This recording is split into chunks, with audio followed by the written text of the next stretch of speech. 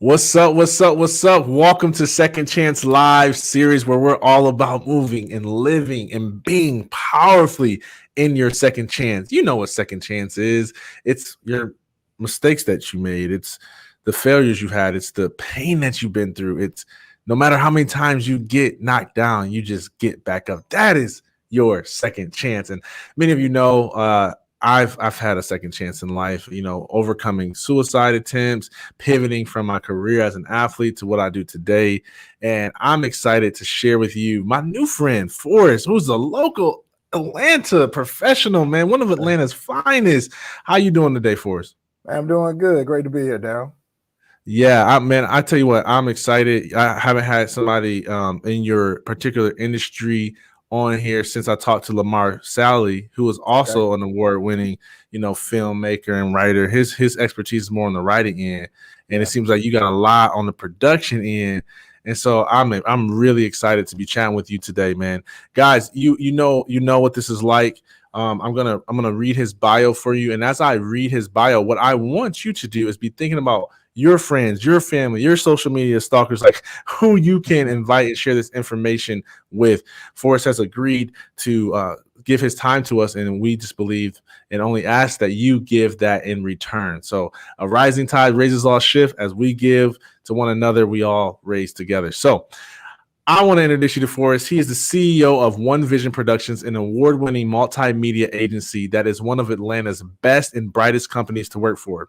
In 2021, he was named among Atlanta's 500 most powerful business leaders, 2 spots behind Daryl Stinson. Just kidding. He's an accomplished author and producer. He was a nominee for the 46th Georgia Author of the Year Award and is the host of the Tuff Talk Show, which I watched a couple of what I could find online, man. That's some good stuff, man. Appreciate that's it, some man. really good stuff. Thanks, now I'm a regular, and I don't say that to everybody. Known as the Filmpreneur, he has 200 plus movie credits to include documentaries, indie films, and major motion picture with 20th Century Fox. He is a sought-after speaker, certified business and mastery life coach, a distinguished Toastmaster, and member of the National Speakers Association that was named one of the top 100 transformational leaders by the John Maxwell Team. An advocate for servant leadership, he created a grant that is annually awarded to a nonprofit and is a recipient of the MLK Drum Major for Service and President's Call to Service Awards. And what a better time to mention that during Black History Month. Man, that is who he is. Make sure you guys share and let your friends know that we get to hear from one of Atlanta's finest right now. So I'm done running my commercials and yapping. I want to know from you, you were a former athlete. I love to kind of start there. Yeah. And what I'm interested in is, at what point did you know that you were going to pivot into what you're doing today? Yeah, it was after a lot of downs, because once my college career ended, all of the dreams, you play sports, you have the dream to play professionally. And I made it to Division I, and due to some mistakes and other things that happened, that's where it ended for me. So around the age of 19, 20, my career ended. Everything I've been doing since the age of 8. So I was lost. There was no plan B. I didn't have a plan B to be anything else. So one of the things I started to think about is growing up, I grew up, my dad was a preacher, at the age of 8. And so, my mom always had a camcorder. And so we used to record services and just record stuff around the house. And so even throughout school, I always had my camcorder at high school, last day of high school up through college. So I was always doing something in that media field, but it was just more or less collecting video and information and, parties and fun stuff. And so fast forward, after you go through this stage of not knowing what you want to do, probably about a decade of trying to figure it out, just odd end jobs and failures and temp jobs and those type of things, I finally landed on, coming into media production. Someone asked me to cover a birthday party for $100, and that's when the idea was born to start a business. Wow. Yep. Wow. And you just took advantage of it, man. Yeah, man. So jump on it. So was it only $100 because that's what they offered you, or because you didn't yet know what to charge? That's what I asked for. I said, well, it's a birthday party. Now keep in mind, I used to do all of this stuff for free because I was just the person that always had the camcorder. So I just loved doing it. And I was like, yeah man, just pay me $100. And they were like, okay. I said, That was Should try. that was pretty simple. Why not get 100? Yeah. You know, and soon, man, you start researching and it grows from there. But that was the bug. I actually asked for money and they gave it to me, no question. So that's kind of what started that whole thing. You know, having that sales background, working in those retail stores. That's when that bug just kind of picked up to, I might need to, you know, make something more of this. Right, man. I love it. And talk about, you know, actually, I do want you to touch a little bit on that process of you know, temp jobs and things like that, because I know there's a lot of people right now who, because of, you know, the impact that COVID had on all industries, really, that they're pivoting, they're scratching, they're having to reinvent, and especially for it's more so the younger generation, and I say that being a part of the younger generation. But I don't know. I think because my dad was an elite athlete, he was raised poor. He put a little bit more discipline in me. But I see a lot of my peers, and then especially when you start getting into the teens, where they don't want to scratch and claw. They just want to start at the top, you know. Yeah. And I love for you to just speak to your mentality as you're taking some of these jobs. Like, did you struggle feeling like, man, you don't know if you ever be able to fulfill your dreams? And like, what were you willing to go through in order to get to where you are today?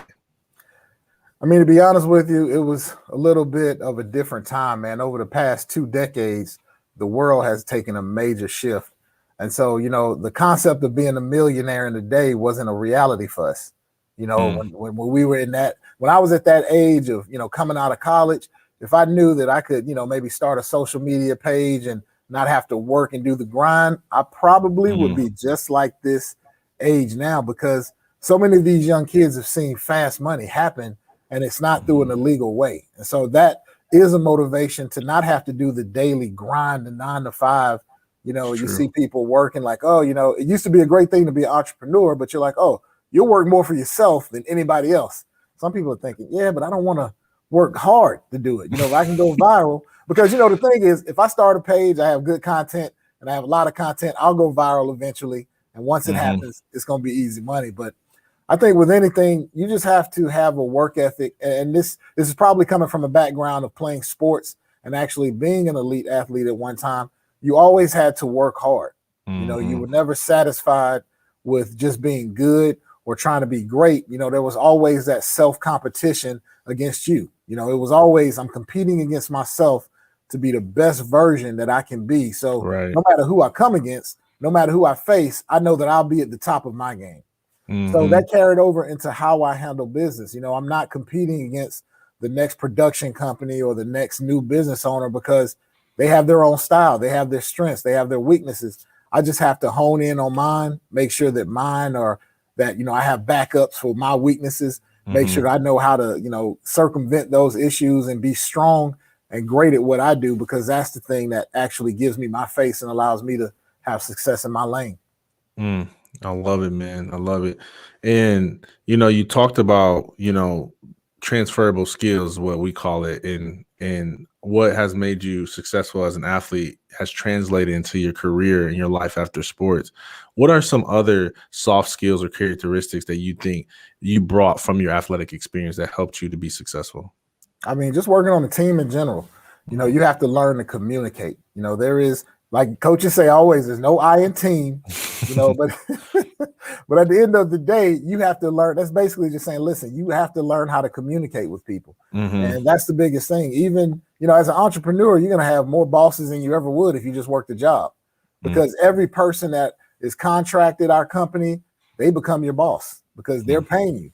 You know, you're independent, but you have to learn how to work with different people. You know, when we play ball, I play with people from all over the world, you know, different backgrounds that weren't similar to yours.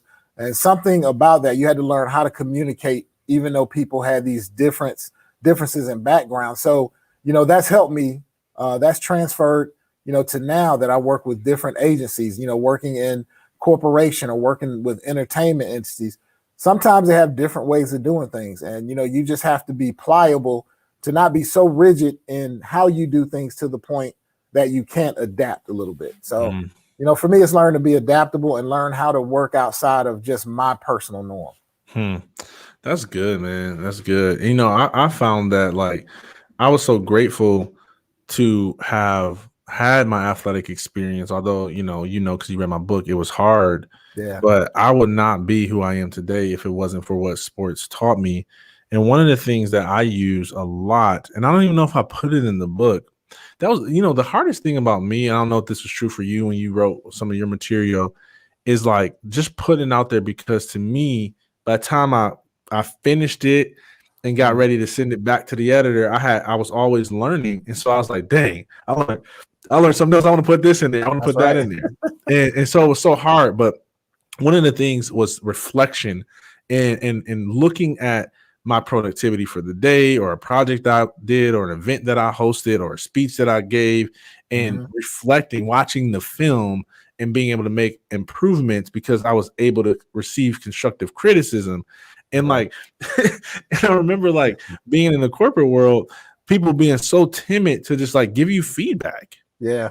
Like talk about the importance, especially in your work in filmmaking. Like you gotta be open to criticism. Like how do you manage hearing constructive criticism while not losing your creativity? I think one of the things that you can attest to, I mean, I first have to say this: you guys have got to get this book. If you have not read this book and you've come out of sports, it's amazing, because so many of us have different journeys, but I'm telling you, that line of not fulfilling that dream and what you can go through is paramount. So I commend you on the book. It was a great read. I knocked it out in one day when I actually had it. Appreciate but I can tell you this, as far as how that works, when you're actually dealing with the day-to-day, all right, when you're dealing with these things day-to-day, a lot of times you can get stuck in how you like to do things, but you also have to be this way. Like I said, I try to be pliable, and I'm open to feedback. That's a great thing. But I think also in leadership, you also have to know who you are. You have to stand by what you believe in. And so while I think it's good to take advice, and I do take advice, I do take critique, I don't always utilize all of it.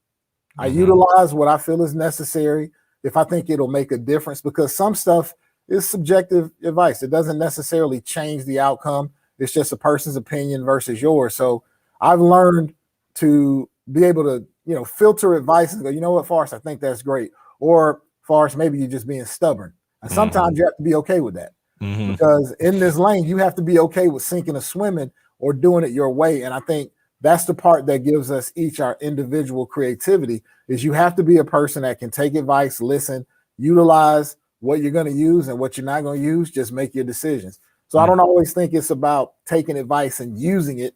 I think it's about, knowing how to use certain advice and knowing if it's going to be advantageous to what you're trying to do. Man, that's good. That's good advice right there. Yeah. So, I'm curious, and if you can recall a particular project you were working on where it may have originally been hard for you to maybe hear someone's opinion about your work, but yet you realize like, hey, this actually made it a better piece, or the opposite, where it's like you heard somebody's perspective and it made you think, and you was like, nah, I'm sticking with what I know to be true in my gut. Is there a specific example you can give us just to walk us through like what that process looks like in real time? Yeah, so there was a contract that I had with the U.S. Department of Justice and the U.S. Attorney's Office for the Northern District of Georgia. And it was to produce a video that talked about, the criminal justice reform. Well, I kind of went in and talked with them, and we settled on the fact that we were going to make it a documentary, a movie. So this was a non-traditional way to do a documentary. It was through a government contract and working with a government agency that had never worked on a film or documentary before. So while I brought in a creative piece, there was a lot of things that had to fit with what they were trying to do with their stakeholders that wasn't in that creative vein.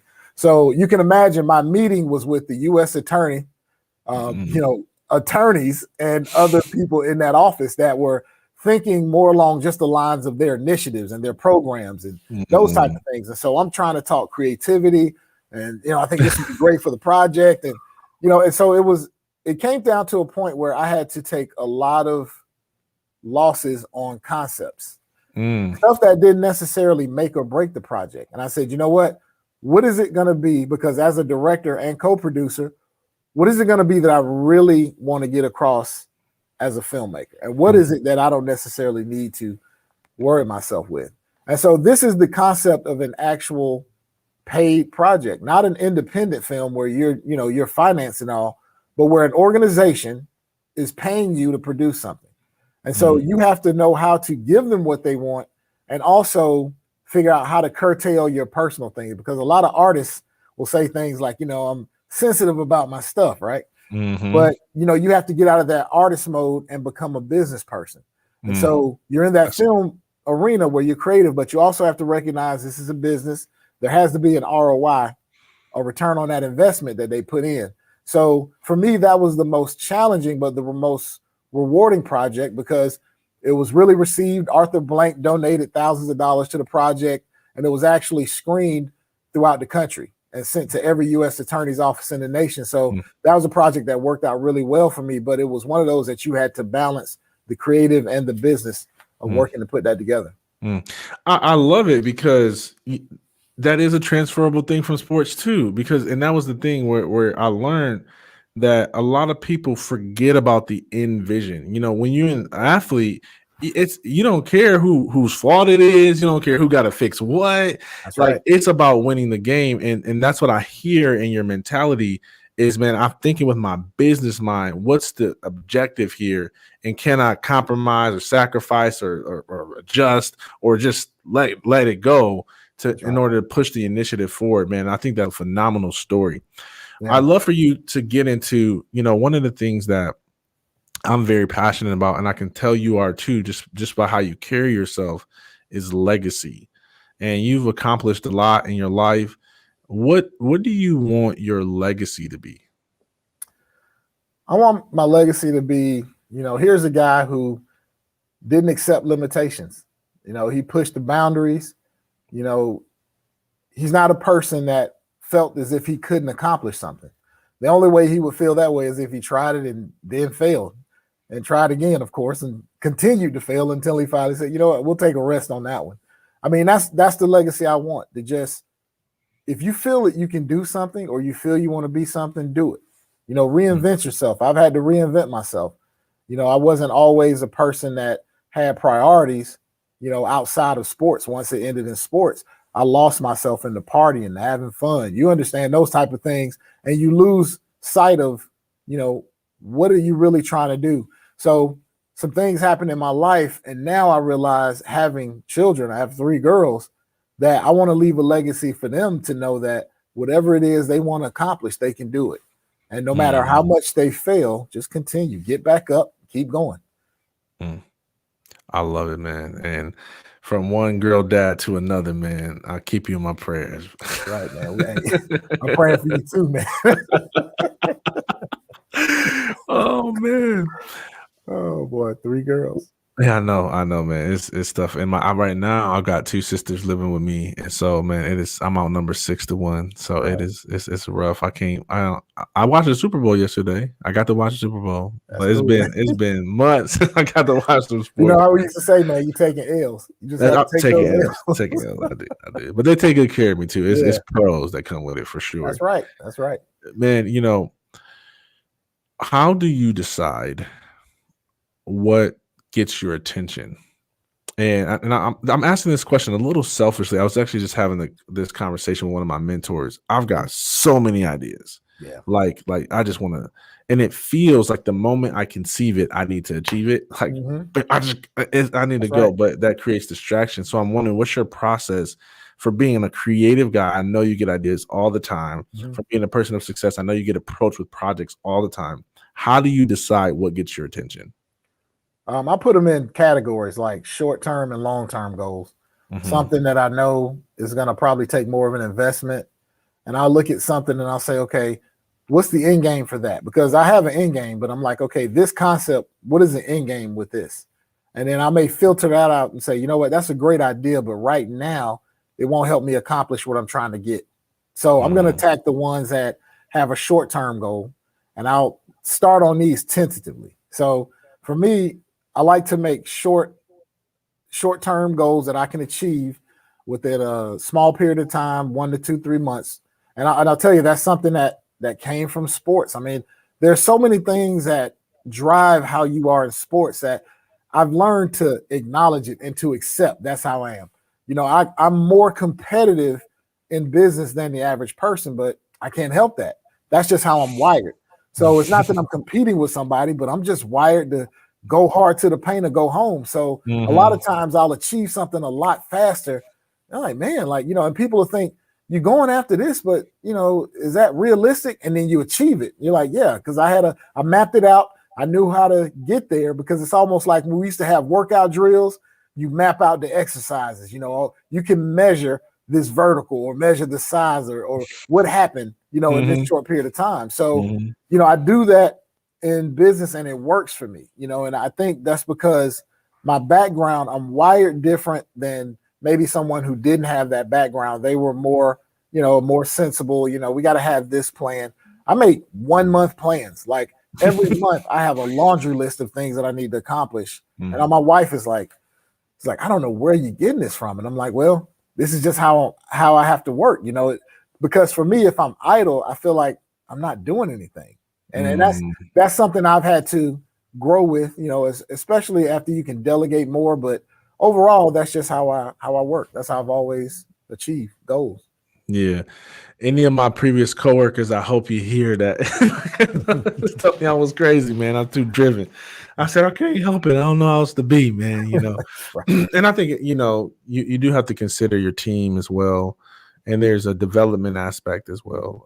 But yeah, it's just the drivenness. You know, I didn't know, you know, people say, you know, if you go to work early, you stay late, you work hard. I mean, that's 80% of the battle, you know, and that's just principles that's been built into us for athletes, because, you know, if you're on time, you're late.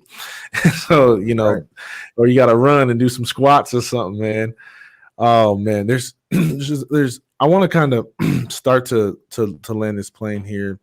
And, you know, one of the things that I think impresses me the most about what you have going on is when I was researching, you know, your footprint, is this element of giving back. And I love for you to talk about your heart for giving back and how some things that you're doing or have done that you're really proud of in terms of community service and things like that. Okay. For me, community service started when I was a kid. Like I said, my father was a pastor at a church, and we used to do a lot of missions work and just community service. So that's where I saw it firsthand, because they put me in that arena, even though I might not have wanted to do it. They kind of showed me. And once I saw the benefit of how it helped people, it gave me a good feeling. So, you know, fast forward, you know, you grow up, you don't realize that that's really a part of who you are. But now, as I became a businessman, I realized that there are certain things I wanted to do to help out in the community. So one of the things that, you know, I'm proud of for my business is we started a pay it forward program where we donate funds, we award funds to nonprofits. You know, every year we started in 2014. So we've been able to do that. And the grants in it range anywhere from $500 to $2,000, you know, dollars. And, you know, we try to just help out where we can for people that are doing things, or they need seed money to get a program started or to see it through. And also, you know, for a while, I had a program where we honored people for community service. It was called the President's Volunteer Service Awards program. So we had many volunteers over the course of 6 years. You know, we probably had like 40 or 50 people. And with that, you received a medal from the president's office for, you know, achieving X amount of volunteer hours. You know, I personally was able to do over 4,000 personal hours of community service, you know, tracked and documented. And we had about 10,000 just from different people. So for me, that was monumental in just what we were able to do in the community. And actually, you know, community service is monetized. I found this study that says 1 hour of community service is worth $25. So really, yes, this was interesting. That was done, and I'll show that to you. But when I saw that, it was amazing to realize how much we had given back to the community for just in those volunteer hours. Wow. Yeah, I can see that for sure. Definitely. And I know, you know, that helps so much, you know, especially when I used to work for United Way, and we had, you know, what was it? 1920 signature partners. it was always a need for volunteers, and it's Yeah. like you can never get enough volunteers, man. Yeah. And so thank you for giving back. Thank you for your heart. No, it's my pleasure, man. My I'd pleasure. love for you to speak some encouraging words. I think a lot of people thought the pandemic would have been over by now. People are waiting for the world to return back to normal. The work I do is a lot in the mental health space, and the mental health challenges are on the rise. And I think we need more words of encouragement and hope now than ever before. And I'd love for you just to speak to people who are going through difficult seasons right now.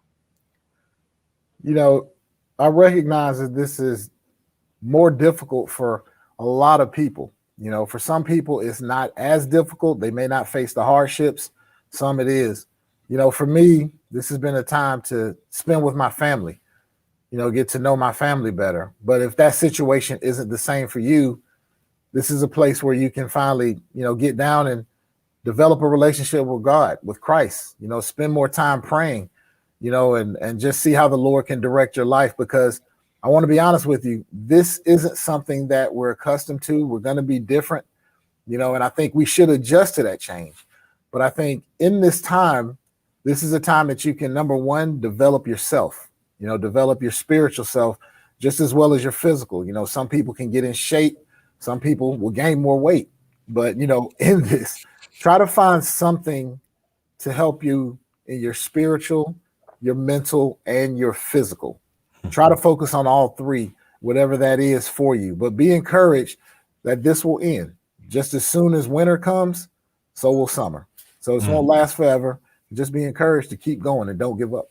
I love it. Man. Thank you for those words. Really kind of one last angle I want to take with your story, and it's on your business expertise. And I know that there's a lot of people getting into entrepreneurship, starting work from home projects. And I think I saw like a magazine that you did or were on when I was looking you up that was about like startup secrets or something like that. I'd love for you to share some tips, principles on people starting businesses and how to be successful with that. Okay. Well, I will say this, for many of you who are looking to start a business, I want you to look up this organization called SCORE, SCORE. They are a small business resource. They're a resource partner through the Small Business Administration, and they offer free pro bono business advice. So if you're an entrepreneur, they will stay with you for the life of your company at no cost. So that's the first thing I'll ask you to do. Go, they'll tell you how to write a business plan, how to do your market research. They'll walk you through that process. 2, make sure you know exactly what you want to do. Find out what you want to do and write down the points that can help you get there. For instance, realize that you're going to work harder than you ever did. Sometimes you'll be the CEO and the janitor at the same time. And don't worry if you don't become a millionaire in 1 year. It's okay. Because I know there's a myth that once you work for yourself, everything's going to take care of it. It doesn't work that way in most cases. Dang. Most cases, you'll have some hardship. So I will tell you, listen, go with SCORE because you'll need someone to talk to. Sometimes you try to talk to your family. Guess what? They're done past the idea phase. If you need long term, that would be my advice because I'm telling you, they'll be a great resource for you during that journey. Man, good, timeless advice from Forrest, y'all. Man, if people are listening to this and they're like, man, I want to learn from him. I want to see more from him. Where can they go to connect with you, learn more? Do you have any current programs or things to help people out? Like, let us know what you got going on in your world because I want to, promote that and let people know about what you got going. Yeah, you can reach me at forresttuff.com. It's just like my name, just .com, 2 R's, 2 T's, 2 F's, forresttuff.com. And I also offer personal coaching services. If that's something you're interested in, contact me and we can set up some time to sit down and have a preliminary discovery meeting to find out what your goals are and set up a plan to help you on that journey.